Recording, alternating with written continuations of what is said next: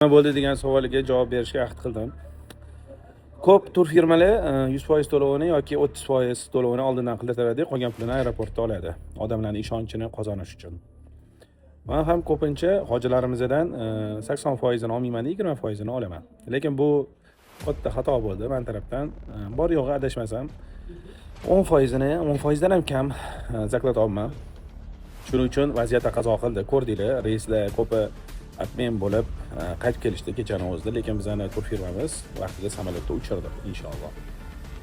Vaziyat qaltisligini ko'rib zaklat bermagan insonlar, arzimagan pul bergan insonlar biz bormaymiz deb qolishdi. 1 soat qolganda, tasavvur qilsang, 1 soat qolganda qo'liga vizasini berdik. Biletini chiqartirib berdim. O'zim yonimdan pul sarf qilaman, chunki oldindan pulini beraman. Vizasini ham pulini oldindan to'laganman. 1 soat qolganda nima deyapti? Yo'q, bora olmaymiz, uzr deyapti. Uvol bo'lmasin deb xalqqa aytamanki, hech bo'lmasa bilet pulini uvol bo'lmasin deb xalqqa aytaman. Voy, kelinglar umra safariga, ulgurib qolinglar deyman. Hech kim chiqmayapti. Chiqqan bo'lsa bitta ayol chiqdi. Bu ham inshaalloh hozir yetib keladilar. Alloh chaqirgan ekan ularni. Endi sizlarga savol. Kimni haqqini kim yeyapti shu yerda? Shu insonlarni Allohim chaqirmaganini dalolatda, lekin eng yomoni meni haqqimni yeb ertaga oxirat kuni qanaqa javob berishadi?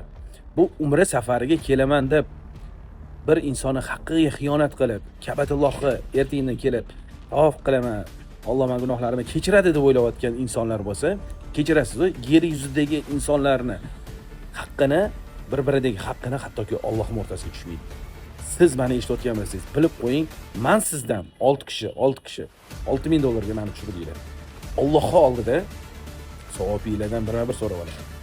Agarda siz shu dunyoni o'zida unda olib qarasa o'zi, siz haqqingizni ado etmas ekansiz, sizga hattoki janoza o'qilishi ham to'g'ri nojoiz bo'ladi. Chunki janozani kimga o'qiladi? Qarzi yo'q odamga o'qiladi. Shuni bilib qo'ying.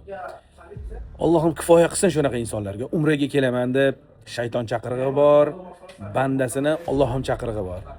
Ilohim, Allohim chaqiradigan bandalardan qilsin. Shayton chaqirig'i bo'lib, bo'yniga qarz orqali olib ertaga qiyomat kuni Allohning huzuriga qarzdan borish, Allohim hammani saqlasin. Hasbiyallohu ni'mal vakil. Men sizdan inshaalloh $6,000 shunaqangi olaman. Alloh huzurida. Chunki u bolalarimning rizqi edi. Lekin davom etamiz. Odamlarga yaxshilik qilishda qo'ldan kelgancha ishonchini oqlashga hamda umra safarida kamar basta bo'lishga harakat qilamiz.